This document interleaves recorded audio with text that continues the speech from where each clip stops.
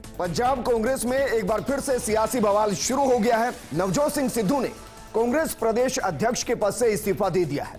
सिद्धू के समर्थन में चनी कैबिनेट से लेकर कांग्रेस के नेताओं की धड़ाधड़ इस्तीफे हो रहे हैं। सिद्धू ने सोनिया गांधी को चिट्ठी लिखकर इस्तीफा दिया है और अब बीजेपी हो या अकाली दल या फिर कांग्रेस, सभी के निशाने पर सिद्धू है। पंजाब कांग्रेस में एक महीने में मुख्यमंत्री और पीसीसी चीफ का इस्तीफा हो गया है, यानी पंजाब में कांग्रेस के सिद्धू अब हिट विकेट हो गए हैं। सिद्धू ने जैसे ही पीसीसी चीफ के पद से इस्तीफा दिया, वैसे ही पंजाब की सियासत में खलबली मच गई।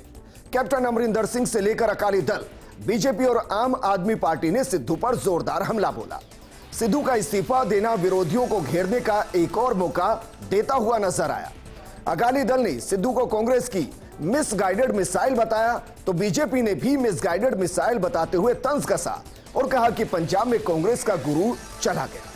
उधर सोनिया गांधी को भेजे इस्तीफे में नवजोत सिंह सिद्धू ने लिखा कि वो पंजाब के भविष्य के साथ समझौता नहीं करना चाहते।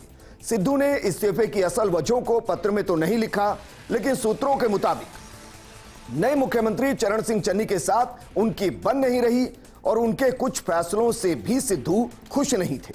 सिद्धू के अध्यक्ष पद से इस्तीफा देने पर कांग्रेस आलाकमान की प्रतिष्ठा को भी जबरदस्त धक्का लगा है। खासतौर पर राहुल गांधी और प्रियंका वाड्रा की इमेज को धक्का लगा है। उन्हीं दोनों ने पंजाब की डील की थी, लेकिन 8 से 10 दिन में पूरी डील बिखर गई और अब सबकी निगाहें कांग्रेस आलाकमान और सिद्धू के अगले कदम पर टिक गई है। कैप्टन अमरिंदर सिंह ने पंजाब कांग्रेस में उस वक्त भूचाल पैदा कर दिया जब वो दिल्ली दौरे के लिए निकले, लेकिन इस भूचाल पर लगाम तब लगी जब खुद कैप्टन अमरिंदर सिंह कैमरे के सामने आए और उन्होंने कहा कि वो यहाँ अपनी निजी यात्रा के लिए आए हैं। दरअसल खबरें थी कि कैप्टन अमरिंदर सिंह बीजेपी के अध्यक्ष जेपी नड्डा और बीजेपी के गृह मंत्री अमित शाह से मुलाकात करने वाले हैं। कयास तो ये भी लगाए जा रहे थे कि कैप्टन बीजेपी में शामिल हो सकते हैं। दिल्ली पहुंचे कैप्टन अमरिंदर सिंह ने कहा कि मैं यहाँ घर जाऊँगा, सामान इकट्ठा करूँगा और पंजाब जाऊँगा। साथ ही उन्होंने ये भी कहा कि यहाँ मैं किसी राजनीतिक नेता से नहीं मिलूंगा, किसी भी तरह की राजनीतिक गतिविधि नहीं है। मैं कपूरथला हाउस, जो सीएम का घर है, उसे खाली करने आया हूँ।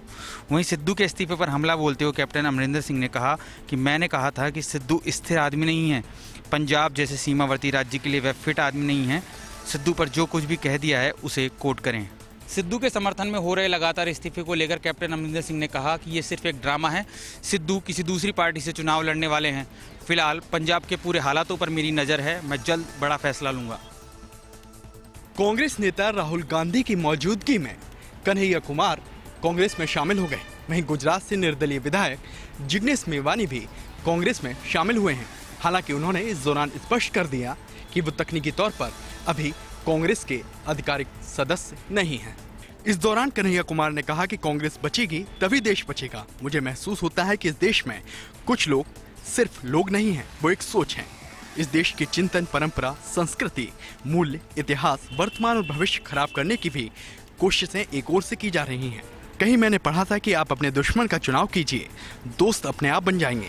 तो मैंने चुनाव किया है लोकतांत्रिक पार्टी कांग्रेस का, इसीलिए हम इसमें शामिल होना चाहते हैं, क्योंकि अब लगने लगा है कि अगर कांग्रेस नहीं बची तो देश नहीं बचेगा। वहीं जिग्नेश मेवानी ने कहा कि आज हमारा संविधान, लोकतंत्र खतरे में है, उसे हमें बचाना चाहिए। जिग्नेश मेवानी ने साफ कर दिया कि वो एक निर्दलीय विधायक है, जिसके चलते आधिकारिक तौर पर कांग्रेस अभी ज्वाइन नहीं कर सकते। हालांकि उन्होंने साथ ही साथ ये भी कहा कि 2022 में वो कांग्रेस के सिंबल पर ही चुनाव लड़ेंगे और अभी से पूरे देश में कांग्रेस के चुनाव चिन्ह और उनकी विचारधारा का प्रचार प्रसार करेंगे। प्रधानमंत्री नरेंद्र मोदी ने आज किसानों को बड़ा तोहफा दिया। विशेष लक्षणों वाली फसलों की 35 किस्मों का लोकार्पण किया। यह किस्में भारतीय कृषि अनुसंधान परिषद ने बनाई हैं, जो जलवायु परिवर्तन और कुपोषण की चुनौतियों में निपटने में कारगर साबित होगी। प्रधानमंत्री कार्यालय के मुताबिक 2021 में जलवायु की विपरीत स्थितियों से निपटने की क्षमता और उच्च पोषण तत्वों जैसे विशेष लक्षणों वाली फसल की 35 किस्में विकसित की गई। इसमें चना की सूखा सहिष्णु किस्म, मुरझाने और बांझपन और रोगाणु से होने वाली बीमारी प्रतिरोधी अरहर, सोयाबीन की जल्दी पकने वाली किस्म, चावल की रोग प्रतिरोधी किस्में और गेहूं की जैविक मजबूत किस्में, बाजरा, मक्का और चना की किस्में शामिल हैं, जो मानव और पशु स्वास्थ्य पर प्रतिकूल प्रभाव डालने वाले कुछ फसलों में पाए जाने वाले पोषण और विरोधी कारकों को दूर करते हैं। केंद्रीय कृषि मंत्री नरेंद्र सिंह तोमर ने कहा कि देश में 86% किसान छोटे हैं। प्रधानमंत्री का लक्ष्य है कि इन छोटे किसानों की आय को बढ़ाया जाए। उन्होंने साथ में यह भी कहा कि किसानों को दूसरों की करुणा पर निर्भर नहीं रहना चाहिए, बल्कि किसानों को अपने खुद के बल पर खड़ा होना चाहिए। जम्मू कश्मीर में एक बार फिर पाकिस्तान की साजिश का खुलासा हुआ है। सुरक्षा बलों ने उरी में पाक आतंकियों को जिंदा दबोचने में कामयाबी हासिल की है। ये आतंकी उरी पार्ट 2 को फिर से अंजाम देना चाहते थे। सेना ने इसी के साथ ही उनके हत्थे से गोला और बारूद का जखीरा भी बरामद किया है। सेना ने जम्मू कश्मीर के उरी में पाकिस्तान की चाल को नाकाम कर दिया है। 2016 में हुई सर्जिकल स्ट्राइक की एनिवर्सरी से ठीक पहले पाकिस्तान की ओर से कई आतंकी घुसपैठ की कोशिशें कर रहे थे, जिसे सेना ने नाकाम कर दिया। एक बड़ी कामयाबी ये भी है कि भारतीय सेना ने लश्कर ए तैयबा के एक आतंकी को जिंदा पकड़ लिया है। आर्मी के अफसरों ने पूरे ऑपरेशन की जानकारी दी, जो कि 18-19 सितंबर को शुरू हुआ था। उस वक्त पेट्रोलिंग के दौरान जवानों को बॉर्डर पर पाकिस्तान की ओर से घुसपैठी आते हुए दिखे थे। पिछले 7 दिनों में 7 आतंकियों को मार गिराया गया है, लेकिन जिस आतंकी को पकड़ा गया है उसकी उम्र सिर्फ 19 साल है। आतंकी का नाम अली बाबर है, जो कि लश्कर ए तैयबा का है। और वहीं उरी सेक्टर में कई दिनों से घुसपैठ की कोशिशें की गई थी, लेकिन इसी दौरान 7 आतंकियों को भी मार गिराया गया था। इसकी जानकारी भारतीय मेजर जनरल वीरेंद्र वत्स ने दी थी। पश्चिम बंगाल के भवानीपुर में हो रहे चुनावी संग्राम को लेकर बड़ी खबर सामने आई है। आज कलकत्ता हाई कोर्ट ने हो रहे चुनाव पर रोक लगाने से इनकार कर दिया है। साथ ही उन्होंने कहा है कि 30 सितंबर को चुनाव होंगे और आप वोट डाल सकते हैं। साथ ही कोर्ट ने बताया कि 17 नवंबर को वो पूरे चुनाव में हो रहे खर्चे का आंकलन करेंगे। इसके साथ ही कोर्ट ने बंगाल के मुख्य सचिव के चुनाव की जरूरत वाले बयान को गैर जरूरी बताया है। 24 सितंबर को कार्यवाहक मुख्य न्यायाधीश राजेश बिंदल और न्यायमूर्ति राजर्षि भारद्वाज की पीठ ने मामले में सुनवाई पूरी की थी और इस पर फैसला सुरक्षित रख लिया था। इस सीट पर मुख्यमंत्री ममता बनर्जी और बीजेपी की प्रियंका टिब्रेवाल के बीच मुख्य मुकाबला है। ममता बनर्जी को मुख्यमंत्री बने रहने के लिए ये चुनाव जीतना बेहद जरूरी है। सुनवाई के दौरान कार्यवाहक मुख्य न्यायाधीश राजेश बिंदल ने कड़ा रुख दिखाते हुए मुख्य सचिव के पत्र पर सवाल उठाया था और चुनाव आयोग की भूमिका पर भी फटकार लगाई थी।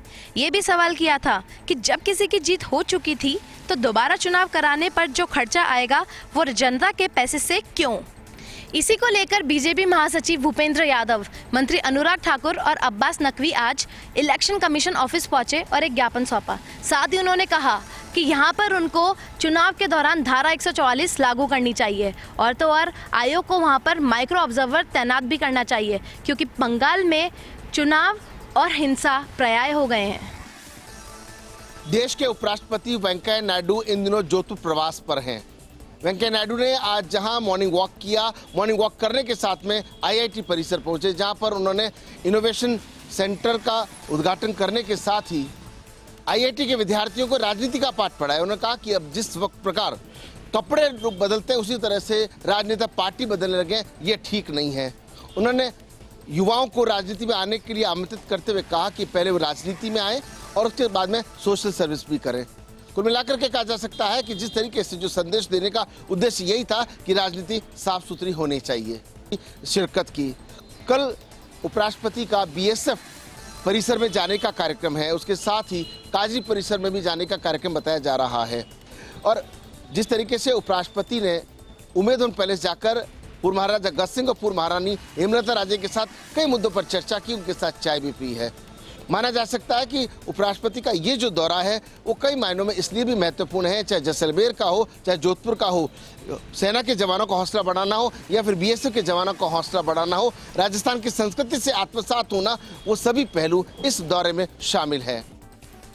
बढ़ती महंगाई और खास तौर पर गैस के दामों में बेतहाशा वृद्धि के विरोध में आज कांग्रेस ने बीकानेर में आक्रामक प्रदर्शन किया। इस दौरान देहात कांग्रेस के जिला अध्यक्ष महेंद्र गहलोत, शहर कांग्रेस के जिला अध्यक्ष यशपाल गहलोत, प्रदेश कांग्रेस सचिव गजेंद्र सांखला और पूर्व मेयर मकसूद अहमद सहित दर्जनों कार्यकर्ता मौजूद रहे। इन कार्यकर्ताओं और नेताओं ने यहां पर केंद्र सरकार का पुतला फूंका और कहा कि आम आदमी पहले कोरोना की मार से त्रस्त हुआ और उसके बाद महंगाई की मार ने उसके लिए कोड़ में खाज का काम किया है। इन नेताओं का कहना था कि पहले जब यूपीए की सरकार थी तो भाजपा के नेता बड़ी बड़े दावे और बड़ी बड़ी बातें करते थे, लेकिन अब स्थिति उलट हो गई है।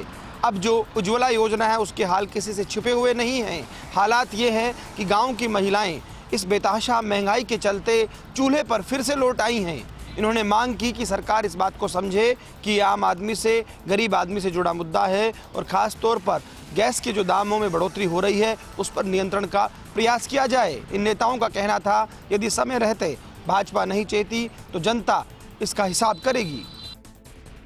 गांव की सरकार के लिए चुनाव आज बनेड़ा पंचायत समिति की बनेड़ा ग्राम पंचायत में हुआ। सुबह 8 बजे से लेकर शाम 5 बजे तक हुए मतदान में करीब 68.68% मतदाताओं ने अपने मताधिकार का प्रयोग किया। मतदान के बाद में शाम 6 बजे के आसपास मतगणना शुरू हुई। मतगणना के बाद कुछ ही देर पहले मतगणना का रिजल्ट जारी हुआ, जिसमें संपत माली को विजय घोषित किया। बनेड़ा निवासी संपत माली ने इस चुनाव में रतन सिंह पवार को 175 मतों से शिकस्त दी। गौरतलब है कि आज सुबह कड़ी सुरक्षा व्यवस्था के बीच में बनेड़ा कस्बे में 5 मतदान केंद्रों पर मतदान हुआ, जिसमें करीब 5000 के आसपास मतदाताओं ने अपने मताधिकार का प्रयोग किया। मतदान की इस पूरी प्रक्रिया के बाद में देर शाम को मतदान का रिजल्ट जारी किया गया। शांतिपूर्ण मतदान होने के बाद में प्रशासन और खासतौर से निर्वाचन विभाग ने राहत की सांस ली है। वहीं खेड़ला ग्राम पंचायत में वार्ड नंबर 7 के लिए में वार्ड पंच का चुनाव भी हुआ।